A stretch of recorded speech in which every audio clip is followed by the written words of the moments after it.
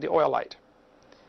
And if you open your medicine cabinet in your house or in your bathroom or wherever it is, I think you'll see an awful lot of bottles full of stuff that unplugs the symptom. It does not fix the problem. If you open your refrigerator, you might see some things that'll fix the problem as opposed to fixing the symptom. And if you learn to look at your body as a very complex machine and realize that there's different things the body tries to tell you. There are symptoms, deficiency signs, and that can be a whole study just on deficiency signs. If you're low in a certain vitamin, you get a certain problem. If you're low in vitamin C, you might get hangnails or gums that bleed or achy muscles. That might be your body trying to tell you you're low in vitamin C. If your muscles cramp easily, especially the calf muscle, you might be low in calcium. If you get headaches easy or you have unusually stinky feet, if your sweat smells worse than it should, they say you're probably low in protein, a digestible protein. And we'll have someone on this tape who's an expert on nutrition that you can get advice from them. Just all you got to do is read off the symptoms and she'll be able to tell you, mostly correctly as far as I understand, exactly what you need, what you're deficient in. It's sort of like taking your car to an expert mechanic. He can oftentimes just listen to it and say, oh, you need this and this and this. Well, if he's got years of experience working on cars, he can do that kind of thing. Whereas if a person has lots of experience working with the body from a nutritional standpoint, you can oftentimes just tell them your symptoms and they'll tell you what you need. And they may not always be right, but at least it's the right way to start, I think. The Bible says in Psalm 104, bread strengthens man's heart. If bread strengthens your heart, we need to look at how bread used to be when this verse was written. It used to be they had to bake bread fresh every day. About 150 years ago or so, they learned if they took out the vitamin E and the lecithin, the bread would last longer. And so they got more profits. Now the bread didn't go bad sitting on the shelf by taking out these vitamins. So they invented white flour, white bread. I tell the kids there's a simple formula. The whiter the bread, the quicker you're dead. If all you ever eat is white bread, you're not getting anything to strengthen your heart. You need to get vitamin E and lecithin. And there's all sorts of different types of vitamins and different companies. And I'm not selling any vitamins and don't want to sell any vitamins. But I think you'd be wise to learn some about it and to take some. There's a great book called Alive and Well about how a doctor in California uses just simply nutrition to treat all sorts of diseases. Many people have healed themselves of various diseases just by changing their diet. George Malcolmus used to be in Edson, Tennessee, now moved to North Carolina. George Malcolmus has a great book called God's Way to Ultimate Health. He used to have people come in, he still does, I guess, gives his diet where people can get cured of some unbelievable diseases. I saw a man a few months ago, I was preaching in Louisiana. The guy walked up to me and I said, man, I didn't recognize you.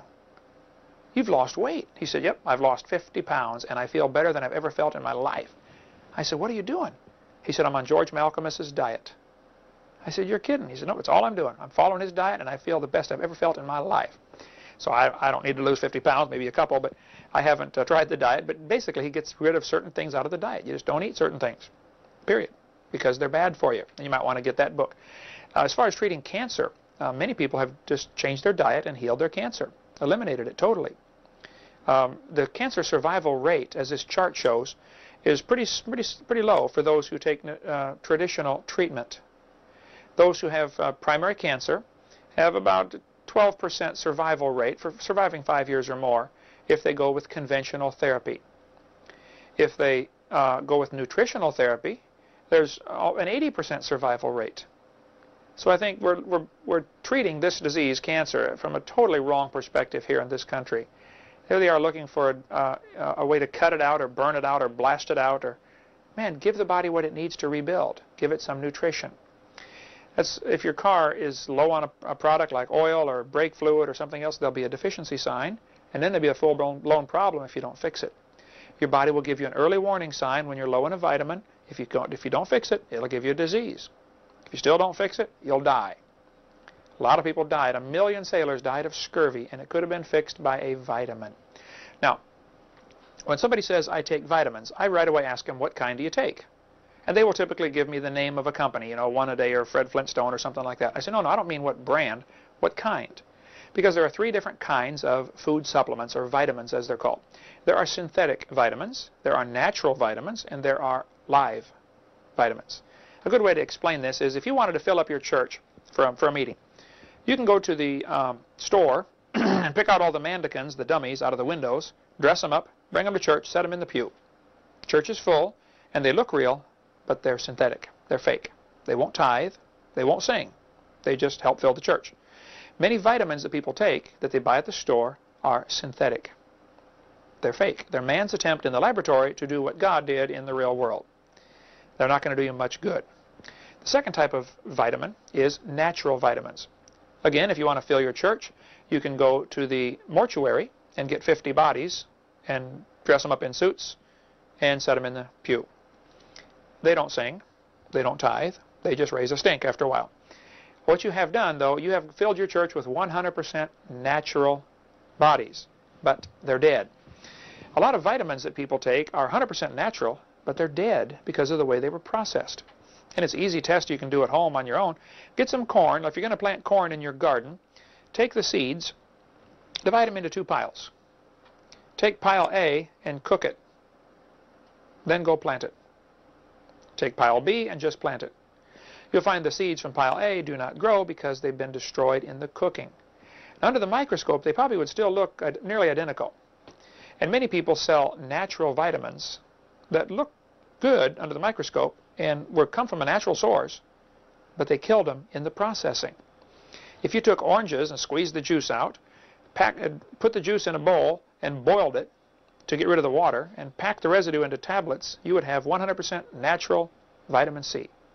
But it's dead. You killed it when you cooked it. To get vitamins that are still alive or haven't been destroyed in processing is much more expensive. So most of the companies that produce good quality vitamins that really are alive don't even bother selling them through stores because nobody'd buy them. I mean, if you went to the store and saw a bottle of vitamin C for $3 and next to it's a bottle of vitamin C for $5, people don't take time to understand. Maybe the $5 one is still alive. They took the extra care to keep it alive in processing. So I think it'd be wise to understand some of the things about nutrition and vitamins and get the good quality stuff. And I'm not selling anything and don't want to sell anything. But I have for years taken Shaklee vitamins and I highly recommend them. They are the largest vitamin company in the world. As far as I know, the world, I know it's in America.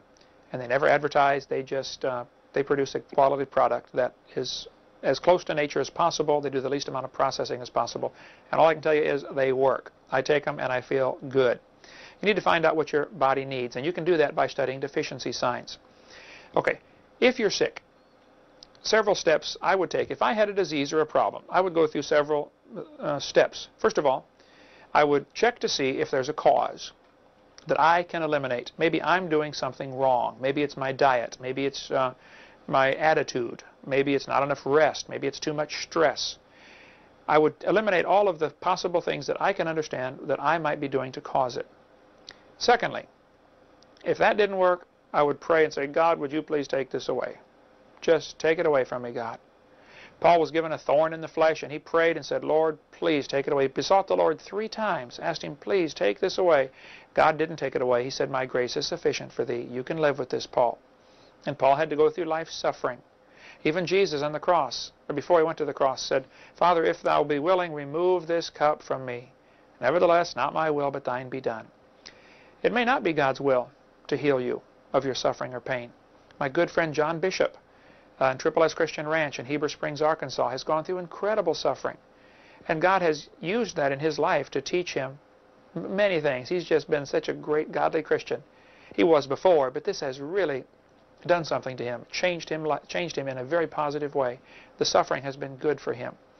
And so if I did everything I could to get rid of the possible sources of my causing it, I'd ask God to take it away. If he didn't take it away, I'd learn to live with it. I'd probably go and have the pastor of the church, I'd ask him to anoint me with oil. The Bible says to do that. But ultimately, you might just have to learn to live with it. To say, God, okay, I'll just accept it and keep on serving you. Job, after all the problems he went through, said, Lord, I don't understand all this, but even if you slay me, I'm still going to serve you. I'm going to serve you no matter what you do to me, God. And so if you're suffering in this world and you've eliminated all the causes and you're still suffering and you prayed and they anointed you with oil, well then live with it. Keep serving God. Don't get angry about it. Because what can happen is we often get confidence in the flesh. The Bible says don't have any confidence in the flesh. Philippians chapter 3. Paul said have no confidence in the flesh. Now, in 3 John, we were told, I want you to prosper. I want you to be in health. And I think you'd be wise to understand your body and try to do what you can to be healthy. as the population of